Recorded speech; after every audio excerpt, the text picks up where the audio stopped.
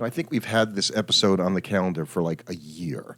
Yeah, it's very easy to move around because it's sort of the topic you can do at any point. And so at a certain point, I got tired of looking at it on the possibilities schedule, so decided to do it. And I think the reason that I really didn't want to do it was because the conclusion is why there are no more pranksters is because baseball has evolved, would be my take. And I don't know if you agree with that it doesn't need that aspect of the game the way that it did in the more theatrical days.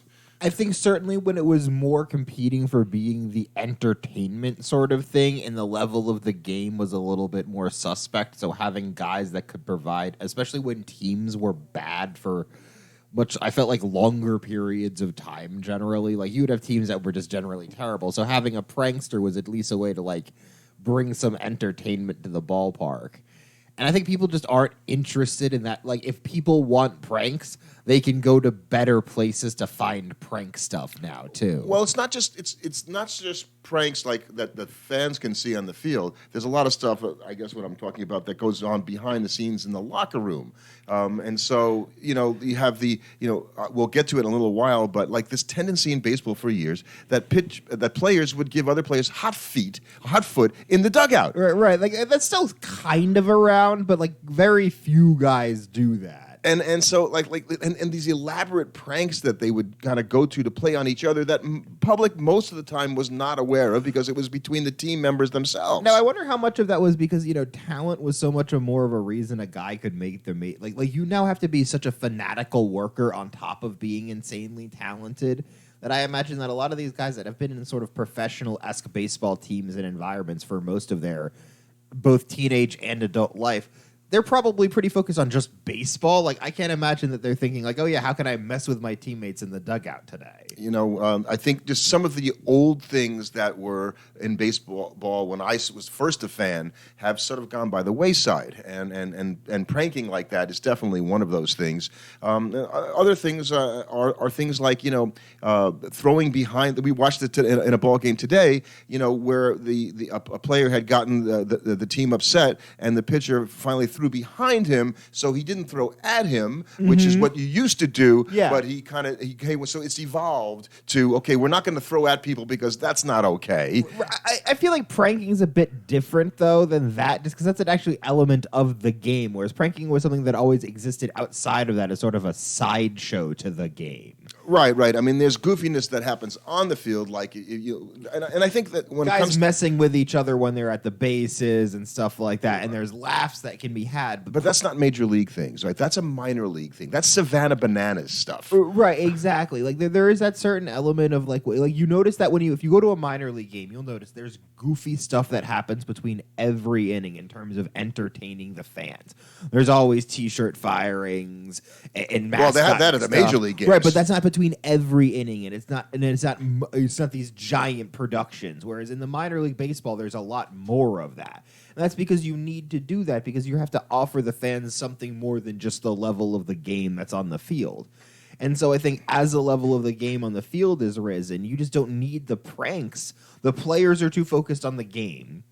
And the fans don't need the entertainment stuff between it. So there's no reason to be just messing around like that. And because there's so many cameras, you're going to get way more noticed if you're doing stuff in the dugout. So, if you're giving guys hot feet, that doesn't, it's not exactly something that looks great, on camera. Well, and there it is. And there it is, right? You can't get away with doing that because there's a camera on the dugout. So, when the Mets won the World Series in '86, one of their pitchers, Roger McDowell, who was one of their good pitchers, was a noted prankster. And Roger he'd crawl under the bench and you couldn't see him and it would take him like an inning and a half to slowly crawl on and then to get the matches out and to light it up, and they would all crack up when it finally happened. But number one, I still can't imagine somebody could come in and put matches in my feet and I would never know it, but I guess that's what happened because it happened all the time. Right, because he was just really good at he was really good at that, by the way. I'm not in particular. Amazing thing to have a talent for. Well, he was a pretty good pitcher too, actually, on those '86 Mets. But I think the minor leagues are where that goes. I was at opening day with my friend Mark and his son, and they talked about going to the local minor league games and how much they enjoyed it. We have such a great time when we go. No, this is he's a great baseball fan. He knows tons and tons But about you baseball. imply that somehow by enjoying minor league baseball, but he's that less. he can enjoy both of those things is what I'm saying, and they're not the same thing. We didn't discuss it, but and he knows that. I'm sure that okay, yeah, I go to a Met game. I'm not looking for a minor league, entertainment value to break out. So you're not asking as much because the level of the play on the field stands, and so I think because the players are also more professional, and there is an element of danger to a lot of those pranks. Like if you're giving a high guy a hot foot, you're still lighting a match and putting it near his foot. Like God forbid he actually gets hurt. Like if you're costing a guy millions of dollars, it's like a big deal now too. And the problem is there's not a lot of great targets.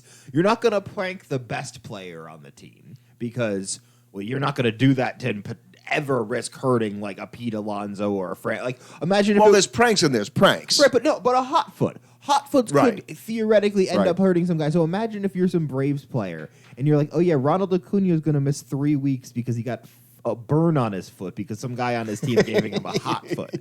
That guy would not be able to be. That guy would not be safe in the city of Atlanta. And because the money there, because also it's so much more now. If he misses a game, so you $1 can't million do that to a Ronald game Acuna, or whatever. but you also can't do it to the rookie because if all of a sudden it comes out where you're like giving rookies hot feed all the time, now you're gonna get a whole expose about you have a team culture of hazing and bullying because that's how it'll come off to the general public. Do you think that rookies still carry bags on the road like they did back in the proverbial day? I think so, but that's not near. That's I think a lot less harmful. I think you still see the guys dressing up in the goofy outfits or singing the songs. Like we saw that when we watched Hard Knocks with the Jets. All the rookies had to get up and sing a song for everybody. So I think there is a certain element of that, but I think it's more about that. A lot of the old school pranks that people talk about are much more mean spirited. Like. Or it feels like there's the story of Eduardo Escobar was afraid of cats and his teammate was chasing him around with a fake cat. Like that's he doesn't know why he's terrified of cats either. He just is, but still that's just mean. So I remember seeing this, and if you saw Bull Durham, you saw Max Patkin, who was known as the Clown Prince of baseball for years. And obviously Bull Durham's a pretty old movie, and Max Patkin was a pretty old guy then, because the way that it came about him becoming the Clown Prince was he joined the Navy and curtailed his minor league career in World War II. And in Hawaii, he was pitching for a service team, and Joe DiMaggio hits a home run off of him. Okay, so in mock anger, he throws his glove down and follows DiMaggio around the bases, much to the delight of the fans. And a career is born as a clown prince, not necessarily as a great baseball player. And so he was hired. Bill Veeck hired him to entertain the fans, and he had this sort of rubbery face and could make all these expressions. And so that was the entertainment of the game, because remember, a lot of the stuff that happens before there's TV, right, when he started doing that. So the entertainment at the game itself was so important. And that's a prank, and I would think DiMaggio didn't mind it because it's a stupid service game. It's not counting for anything, important or anything like that. And so he made a career out of that, going through the minor leagues and doing that, because that was the entertainment you'd get at the minor league level. And that kind of prank is a lot different than, putting, what did I... Griffey Jr. And Lou Piniella about buying him a steak or something like that. Yeah, and he puts in 500 pounds of ground beef in the guy's office or something like that, saying I had it, I delivered on. It was Griffey. He bet him that he would hit a home run to left, right, and center, and when he didn't do it, Griffey he bet a mistake, so Griffey just put a live cow in right, that was right, office. that's what it was. He's like, what? I got you a steak. But I think that's like part of that is like there's also there was Gerald Laird, who was in 2007. Was a player for Milwaukee, and Jerry Harrison Jr. had 2 friends in the Milwaukee Police Department. So they got the police guys to show up and fake arrest Gerald Laird on unpaid child support charges, and perp walked him out of them, and it walked him into the back of the car. Apparently he was almost in tears by the time it was finished. It's that's a little mean-spirited. You feel bad, and I think that's the problem with pranks, that it's really hard to craft a good prank, because a lot of this is just born out of what Ken Griffey Jr. says, and that if it's baseball, you're going to spend 200 plus days with these guys throughout the year. You're going to get bored, and you're going to do something to lighten the mood, and messing with each other is a way to do that. I think that's a great point, right? That because baseball, unlike any of the other sports, with the series and moving around in different cities and road trips, when you're with your team, you're with your tribe, so to speak, for that kind. So you have this sort of familiarity and travel experience with your teammates that's unlike any other sport. Just because the length of time, the amount of games, and especially when you have a road trip in baseball, you can be gone on a road trip for like 2 weeks. Right. It can be a long time where you're on the road, which is different than a lot of other sports where like even if you're gone, you're still probably going to come back home for a game or two, so like a day or two somewhere in there. So what we lose is we lose these reputations for guys that we knew as pranksters. Bert Blyleven, the Hall of Famer, was a prankster, and he tells about when Mickey Hatcher. I remember when Mickey Hatcher played for the Dodgers and all that. Decent player, nothing more, nothing less. Well, my guess is big-time prankster. It's probably a lot more of a clubhouse thing that we prank each other, but we keep it in house. You don't do it on the field where fans and cameras can see. You don't ever do something that's going to get noticed by the public because we don't want to deal with that as a team. But we'll still mess with each other because it's fun and we are bored and we don't have anything better to do. And sometimes it backfires. So I'm talking about Mickey Hatcher. So in Orlando in 1986 spring training, it's St. Patrick's Day, and so Mickey goes into the maintenance room next to the dugout, and he found some green paint being used on the outfield wall. So he decides to cover himself in that paint. He paints his face green, his arm green, everything that showed under his uniform was green. So he comes out all green. He didn't realize the paint was enamel. So it was a hot March day. Everyone was laughing. Well, the game started, and he's sitting next to me on the bench. All of a sudden, he goes, I'm having trouble breathing. His pores had closed, and the paint was going into his system. Had to take him out of there back of the clubhouse, douse him with rubbing alcohol, and get the paint off him. Luckily, he ended up being okay. So sometimes you do stuff, and it doesn't quite work out. And these guys are such big investments now that you couldn't do anything like that now. What's funny is like that sometimes like the organization will prank the players. So the Phillies... this is crazy. A couple years back. So Charlie Manuel was still the manager back then, and he pulls a player named Kyle Kendrick into his remember office. Kyle Kendrick. And he's Good like, pitcher. Okay. And he goes, tell us, Kyle Kendrick, you've been traded to Japan for a player named Kobayashi, who I don't think even existed. It was just a name, a Japanese-sounding name. So they actually get him to go out and hold a press conference, and he like gets Kendrick to sign the papers, even though apparently the guy is just like, I'm getting traded to Japan. What is going on? I thought that was just Major League or the Tom Selleck baseball movie. And then the reporters are just like dying up there, and somehow he goes through the whole press conference before they finally let him in on the joke, and they were saying it was all Charlie Manuel's idea. And it was just, or Brett Meyer's idea, and Charlie Manuel just, totally committing to the bit. So it's just a really clever prank there. And I think something like that is fun as long as you keep it to that day. Like, you don't let the guy go more than the press conference with that. You have him sign the paper, you come out to the press conference, and then you tell him and you laugh it off, and he's like, oh, thank God. As long as you don't then be like, oh, yeah, but you're actually going down to AAA. So I did find evidence of a hot foot happening with today's, I guess, Justin Verlander, and in the Bert Blyleven tradition, because they were teammates, I guess, learned, I guess, the hot footness of how to do it. And he gave Don Kelly, he set his right cleat aflame during a road game against the Minnesota Twins. This is like in 2011. Right. So I'm wondering, where's the video from this, right? Because, we right, exactly. That's one. They're probably in the bullpen a lot of the time, and I bet in the bullpen, nobody's ever watching what they're doing, so stuff can happen in there, and we never see it. Right. I remember, I know it made me think of the bullpen and all that. So the Mets, I think during their first championship season, it might have been early in the 70s or before that maybe, after that, around that time, they had a garden in the bullpen. The bullpen coach, Rube Walker, he was growing tomatoes and stuff like that. So they were tending the garden? Out in the bullpen. And I'm thinking, did you imagine today, they're having oh, what's that out there in the right field bullpen? And I think it's tomatoes. And what's interesting is that's the kind of thing that just depending upon how it's first reported really depends on how that story is, because that could get reported if that was happened as a cute little thing that they're doing, and oh, ha ha ha, look how quirky and weird the Mets bullpen is. But that at the same time, that exact same thing could happen. It's reported as that. Look how, oh my God, they're not paying attention to the game. They're not focused.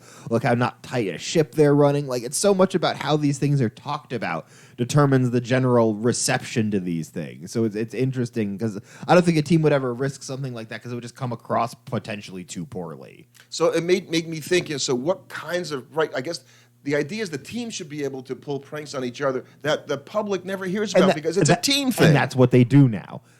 if you notice, like, all of these examples are coming from like 2011, and players probably also don't talk about a lot of this stuff while everybody's still active. They'll talk about then everybody's done, because then there's no chance of like somehow something getting twisted and like coming back to reflect poorly on a player.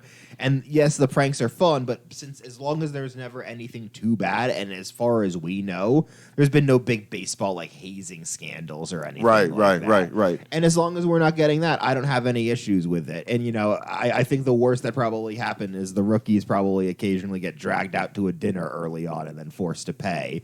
But they're also still making a couple $100,000, so a single expensive dinner is not the end of the world for these kids. And I think that the oddballs and stuff like that, the characters, you really don't even see that to the degree that you used to in terms of guys that just didn't do things the way other guys did. The guys are more iconoclasts now. You got a guy like Greinke or Votto that rolls through every once in a while that kind of marches to the beat of their own drum. But you don't get the guys that are just like, I'm going to mess with my... Because your teams aren't going to want somebody like that. That guy is such a thin line to walk before being a prankster and an oddball in the dugout goes from being like quirky and amusing to just annoying. And it can happen really quickly. And when you hear about something, I read about one, Ryan Dempster. Remember when he was a pitcher for the Marlins, I think, at one point?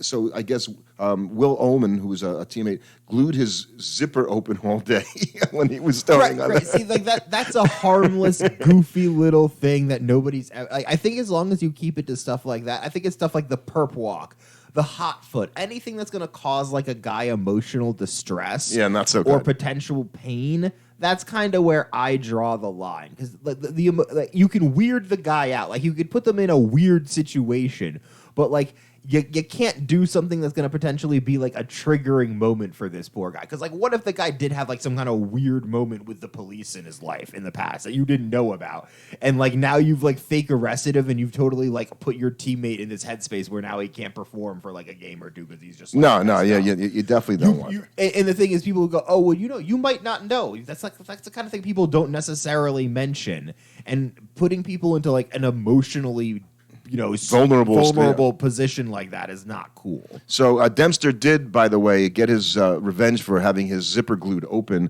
And so the next day, Oman's walking out to the bullpen before the game, and the bullpen coach asks him to come to the pen and says, "Does this belong to you?" And right next to him was the front wheel from his sports car.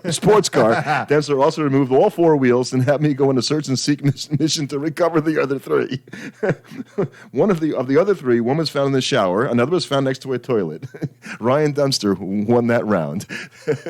So those are fun stories, and I think you like to hear that. That's not normally. I don't think the public even hears about that kind of stuff for the most part, and nor do we probably hear about a lot of stuff that went on back in the 40s and 50s. Like, all the stuff we hear about is all the stuff we hear about. There's probably a whole bunch of stuff. Yeah, there's definitely a whole bunch of things that never see the light of day, and those are probably the ones that they have a lot more fondness for.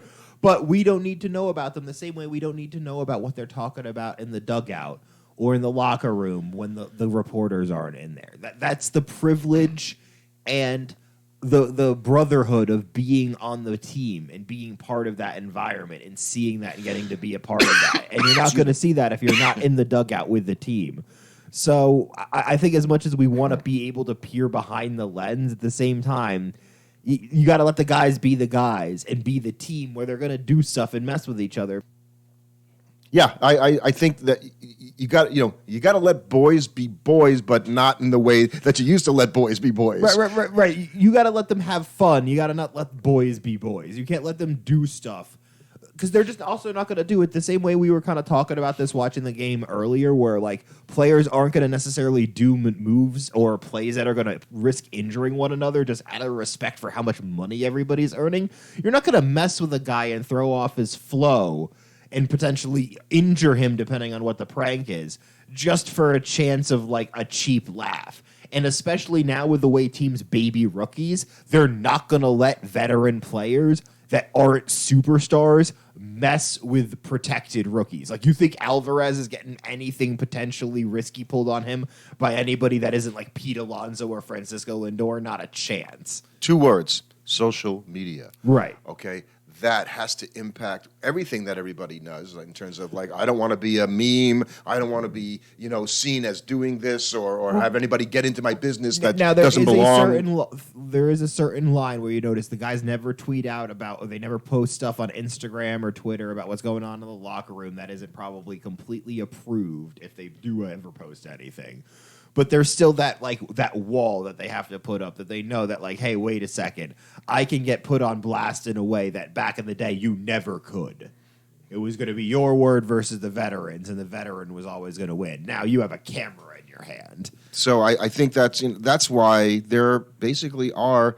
I don't even know if one major league player right now would be considered. Joey Votto is probably the closest, and I don't even know sure that you know would what? count. It's probably more. There are plenty of pranksters that are in the major leagues right now, but we just don't hear about them. Yeah, I'd say you're right. You'll see that. So, I think that the minor leagues, if you want to go and see gags on the field and all that, I don't stuff like the Savannah Bananas, stuff like the minor, which is great fun. That's a lot more lighthearted, and I think that's where kind of goofier baseball stuff is likely to stay. I think in the major leagues, the product is too good, the players are paid too much, and nobody wants to risk the exposure on social media to ever do anything more that's going to ever get outside that dugout or that locker room. Yeah, we don't need that part of the entertainment value from Major League Baseball that we used to need. And also, like, a hot foot's not really a good prank. Like, haha, I put something that was on fire on your foot. I got you.